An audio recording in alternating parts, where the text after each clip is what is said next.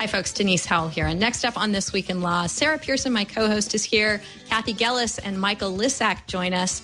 We're going to talk about some apps that are taking a very interesting approach to social problems and whether bullying and sexual assault might be in the crosshairs because of them. We're going to talk about a new Computer Fraud and Abuse Act case out of the Ninth Circuit and Ashley Madison misusing the DMCA, all next on This Week in Law. Netcasts you love. Really a couple of excellent guests joining us today.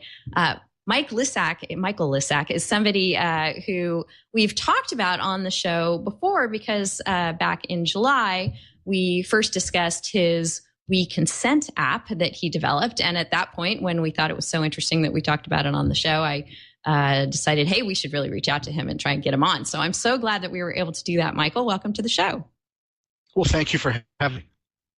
In addition to being a very interesting and innovative app developer, and we're going to talk in a few moments about various apps that Michael has put out that attempt to address social issues with technology, social problems. So we're going to get into the details of those momentarily as soon as I introduce our other guest and give you some background on both of them. Michael is the executive director of the Institute for the Study of Coherence and Emergence. He's president of the American Society for Cybernetics, ISCE professor of meaning in organizations, a visiting fellow at Hull University Business School, and an affiliate member of the Center for Philosophy and History of Science at Boston University.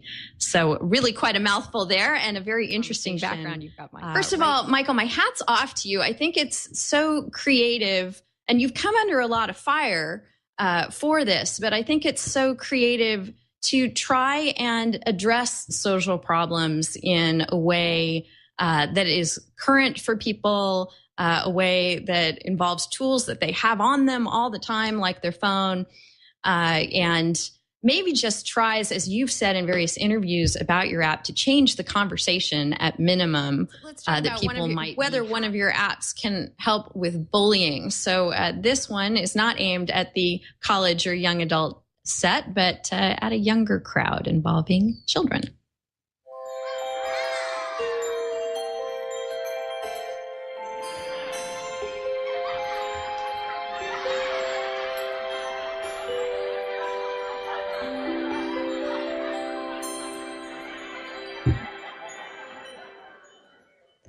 I think that may be the first time we've used our kids' bumper since it was created by our intern, Sando. That's his little daughter in the picture there. That her name is Daenerys, and she's a cutie pie. Okay, so hopefully Daenerys will never find herself subject to anyone at school who's anything but wonderful and nice and polite to her. Unfortunately, that's not the lot of every child out there. And you've sort of taken your no app technology, Michael, and redesigned it, repackaged it a bit to address the bullying problem. Can you tell us how that would play out? Well, okay, I think we need to give the people that are watching some statistics because they're fairly shocking. Okay. So you've got to understand that 25 to 33% of all kids that go through K-12 will report that they have felt bullied at one time or another. Over 70% of them will then go on and report that there were bystanders who stood by and did nothing. Mm-hmm. And almost all of the activity that's gone on in the anti-bullying front to date, before this app came along, was either about educating kids in the school about why bullying is bad, or was trying to educate and give tools to bystanders to stand up and do things. And then we get to the most troubling statistic of all, which is the people that have felt bullied report that 85% of the time the school district did nothing. The bystanders are being encouraged to report things to the schools, but the vast majority of the time, the people who perceive themselves to be victims do not feel the school has done anything to protect them. In light of all of that, we said an app that gives the victim a sense of empowerment and gives the victim's parents a sense of empowerment can be very changing to the context. So the no app is a version again of the other app that says no. But the difference this time is when your kid hits the no app, the parents are instantly notified, both email and SMS, of the geolocation of the phone. Now, I'll point out that means for something other than just bullies. If there's been a perp, if there's been a stranger, if your kid has been led astray, and then the kid hits the button, the parents now have some way of knowing where the kid's phone at least is. If the phone is not where the kid is, by the time the parent gets there, that's different. But at least they were told where the phone was when the button got hit. The other thing that the app does is it allows the victim to record, again, the person bothering them watching a no message. First time that you do it to a bully, the bully may react with shock, the bully may ignore it, the bully may do something to the phone. Mm-hmm. If the bully does something to the phone, every police department that we've talked to has said, you just crossed a magic line. And the magic line is the police are very good at dealing with property crime. Mm-hmm. They're not that good at dealing with psychological crime. They're not very good at dealing with the word of one kid against another. But the minute the bully does something to that telephone, that's a property crime. And it's a property crime where the phone is creating its own evidence. It's getting uplifted to the cloud. The police are very good at dealing with that one. And once that happens, the entire dialogue changes because suddenly the bully is no longer the one with the leverage. Now the kid whose phone was taken or broken, the parents of the kid whose phone was taken or broken, and the police have a lot more to say about what's going to happen than the bully does. All right. So this is just launched this month, I believe, just in the last week Correct. or so? 2 weeks ago. 2 weeks ago. I think it adds something to your other no app. It adds the panic button function that you were discussing. Can that be tweaked so that it's if it's more appropriate to have the principal or a teacher notified, can they be set as the contact person?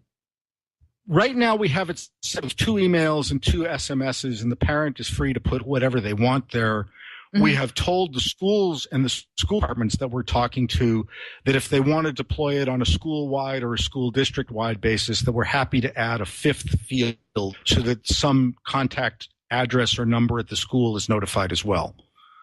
That's easily added if somebody wants it. Right.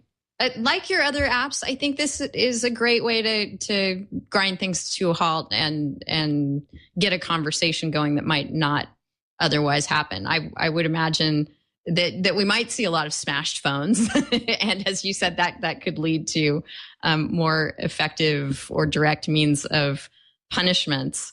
But not also, even the punishment, Denise. Yeah, it's also the dialogue again. Yeah. Most of the time when the schools are not getting involved, it's because they don't want to get involved in something that's a he said, he should said, she said. Mm-hmm. The phone app creates evidence. The smashed phone, if there is one, is evidence. The fact is that while the phone's getting smashed, it's recording who's smashing it. So that's further evidence. Mm-hmm. Once there's a record, the school departments are much better at actually doing something when they have real evidence. This is the one time where the discussion we had before about the nature of evidence actually does make a big difference in this case, because the people that the parents think are going to be the first line of defense have not been acting in very many cases. And the reason that they've not been acting is that the school departments are afraid to do so in the absence of evidence. So by giving them evidence, we are also empowering the school department to do what it might otherwise want to do, which is intervene. Right. And just psychologically, I think once, the playing of that no message to someone who's bullying you, the first time it happens, it's bound to just completely take them by surprise and maybe make them do a double take and go, whoa, if this, I've been going forward on the premise that this was all happening clandestinely and no one would ever know that we've been bullying this poor child. And now there's some accountability brought into it that wasn't otherwise there. And that could be effective. Sarah, what do you think of this one? I mean, I hate to say I'm skeptical again. I guess I'm having a hard time seeing how it would be harmful though, unlike the other one. So, but let me jump in and supply that one for you, because I, of course, ran this by my 11-year-old. And his thought was, first of all, it needs to have a panic button, which it does have. But he wished that you didn't have to launch the app to get to the panic button. If there were some way that you could just sort of touch the power button on your phone, or, I know that's harder to pull off from an app development standpoint, but he felt like launching the app was a step too far to, if you're actually in some dire situation where you're about to get pounded, to actually get your phone out and launch an app might be difficult. But his other comment was, well, I could see how this could be turned on someone and used to frame someone as a bully. And I asked him to try and play that out. And he said, well, just, again, since you launched the app and someone's notified that there's a situation going on, that immediately casts suspicion on what's happening. And maybe this is being used aggressively. Now, I know that's not a good reason to say it's not a good app and not serving a good purpose, but certainly people have, and kids in particular too, will show their ability to use technology in creative ways. And that's one thing that could happen, don't you think, Michael? Well, now I'm going to put the burden back on his parent. Mm-hmm. You're getting a notification.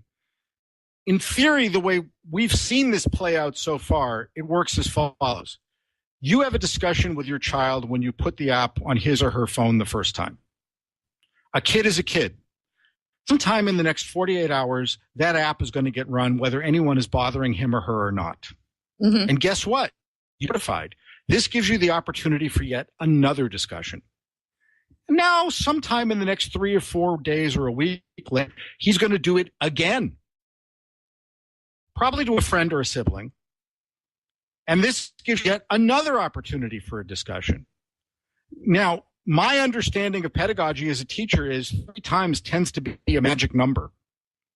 So at least you've had 3 preliminary discussions with your child about the importance of this app's use. If your child starts using the app aggressively to say everyone is bullying him or her, you need having a very different kind of discussions with your child. Mm-hmm. Remember, you're going to be the one who gets notified. It's unlikely, if there's a whole series of these, that some third party is going to say, gee, these videos have great evidentiary value, other than to say your child might need some help. There's a big difference between 1 or 2 directed at a particular bully or a perp or a stranger, and an entire series directed at all kinds of people because your child feels that this has somehow empowered him or her to accuse people of being bullies. Right. Hey, Kathy, I'm curious what you think about this app in particular and about technology and bullying on the larger sense. On the one hand, it can facilitate bullying in various ways. The app we're talking about here is about physical confrontations person to person, but technology certainly has whole other facets by which people can get bullied. But it also has other facets, app or no app, by which situations which would otherwise have been carried out behind closed doors or not monitored or not made public can be captured. So I'm wondering if you have any thoughts on that whole dynamic. My initial reaction is one that's a little more sociological, which is, have we defined, bullying is a very broad term. Are we even in the realm where we're talking about physical bullying, or are we talking about other forms of bullying? There's a lot of psychological bullying that goes on among kids, which I don't have data, but maybe Michael does. I'm wondering if that's the bigger portion of the bullying data, or is the bullying data that he's citing relating to physical bullying? Most of it is psychological. Most of it is psychological. So that being the case, I feel like there still might be a definitional problem. As far as the physical bullying, I would have the concern that wielding the phone as a defense, not only is the phone going to get smashed, but the kid is likely to get smashed. So this may not be a good idea of something to arm your kid with, because it might have unfortunate physical results in the attempt of providing a defense. But if we're talking about psychological bullying, I think we've got a very complex issue that schools are not necessarily dealing well with. I think mostly because as a society, we're not entirely sure how we want to deal with it. I think there's something overall that's good about the recognition of a lot of psychological pressure on kids that used to happen without anybody stopping. It was just kids are being kids, and nobody ever really looked twice at it. And there's something to be said for we've evolved as a society, and we can recognize that, no, this actually can have a really harmful and lasting effect on kids potentially. And maybe this is something we should try to discourage as part of how we raise kids to be decent adults. But I sometimes wonder if if we have too much of a knee-jerk overreaction to some of it, and we lose a lot of nuance, and sometimes schools are not good at the nuance, and sometimes the expectation of school fix it, that might not necessarily be an appropriate role for the school to take, or if it did try to fix it, it would come at the expense of some other important things. I mean, we do see, and this is similar to the issue I raised before, of schools increasingly overstepping their governing school hours to now trying to govern student behavior beyond the schoolyard, things that they do off campus, things that they do off campus with social media. Now the schools want to police. And I think we may have asked for this in a way, and I think it's something we should give back, because I think there's some significant harm to education and the autonomy of students, even students who are minors, in their ability to express themselves and grow up. And so again, I think my skepticism is this a problem that we understand well enough where just add technology is going to be an effective solution, or it might even exacerbate some of the general problems we're seeing about how we deal with bullying in general? Well, I don't know that Michael would say that this is the solution to the problem, right? It's a way of addressing it. Again, it's a tool. And I'm hearing Kathy express general skepticism about employing technology in the absence of well-said things, but that's not the world we live in. We try things. They work, they don't work. We learn from how people interact with them. And to argue that we have to wait for lots of data to see what happens, it doesn't work in the drug world. I don't know why it would work in this part of the world either. Technology moves very quickly. These are big societal issues. To suggest that we should not be attempting tools that can make a major difference because we haven't fully studied them, I think is just quite foolish.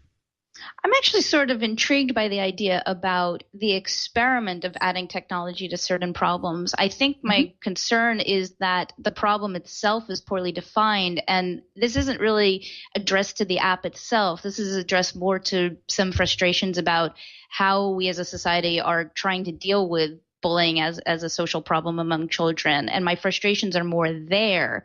I think those problems are significant enough that's why I sort of don't tend to think that the technology is going to be tailored enough to effectively solve them. But I am somewhat intrigued about if you add technology, which we're doing anyway by default because technology is becoming more ubiquitous in our lives, what is the effect? But then we also sort of run into the problems of kids as guinea pigs, and what if, them doing this does change child behavior in a way that maybe is a bad thing, or in an individual instance, what if it causes the bully to actually kick the crap out of them? So there are some concerns that way. But actually, from that standpoint, I'm sort of, what is the role that technology have? And I think it can be exciting to find out. But I don't think that's necessarily the problem that I'm getting stuck on or that society is getting stuck on. I think it's something bigger. Yeah, I see what you're saying, Kathy. I certainly like the notion of, you put it out there. If it helps some kids, that's a good thing.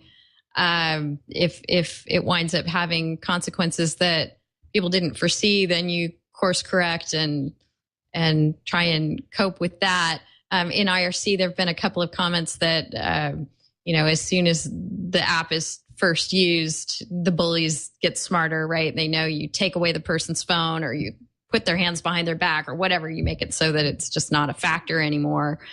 And maybe that is a problem, but it doesn't mean that it's not, that it might not help in certain circumstances. Any thoughts along those lines, Michael? Well, I will point out that, again, most of the statistics actually indicate that most bullies are themselves suffering from insecurity complexes that they're overcompensating for. And the comments that you're seeing in the IRC check may be right, but it may also be that some vast number of the bullies are instead going to react with fear. Well, one could only hope. Sarah, any final thoughts on this? No, I mean, I think I agree with Kathy that I think you're onto something, Kathy, about this kind of, are we over defining the problem or so broadly defining it? You hear so much about bullying now, and I guess one of the things that's been on my reading list for a long time, and I haven't gotten to it yet, is Emily Bazelon's book about bullying. But I've heard her speak about it, and I think that one of her arguments there is that by defining bullying so broadly, we're almost trivializing it in a way that is actually counterproductive for the really serious cases of bullying which are going on. And so I guess my reaction, I'm also I guess I'm biased because I'm currently reading the book Free Range Kids, and it's about how paranoid we are now about our kids getting kidnapped or all of these different things. And so my kind of gut reaction to this was it's another thing to be fearful of. It's another panic button where it feels to me like we're just a society that just is waiting for another thing to worry about. But on the other hand, I guess, unlike with the consent app, I don't feel like it could be harmful. So it's, to me, it's a fine experiment. And if it helps people, then obviously that's a good thing. I don't really see a downside, I guess. It's just not something that I would probably choose for my child, but. We're getting some inquiries from our audience, Michael, about where the No app is available and the other apps we've discussed today. Okay, so the No app is available. The easiest way, because Apple has made things difficult, is to just go to the-no-app.com and click on the link, which will bring you to the right place in the App Store. For whatever reason, if you search for it by name in the App Store, you have to leave out the hyphens or it does not come up. Thank you, Apple. If you are a group or a school district, you send me an email either from the website or directly, and we can do the group things for you. And then for the We Consent suite of apps, you must go through protect-respect.com because Apple banned them from the App Store. So the only way that you can get them is by getting them directly from us. But it's not a problem. It's just one extra click.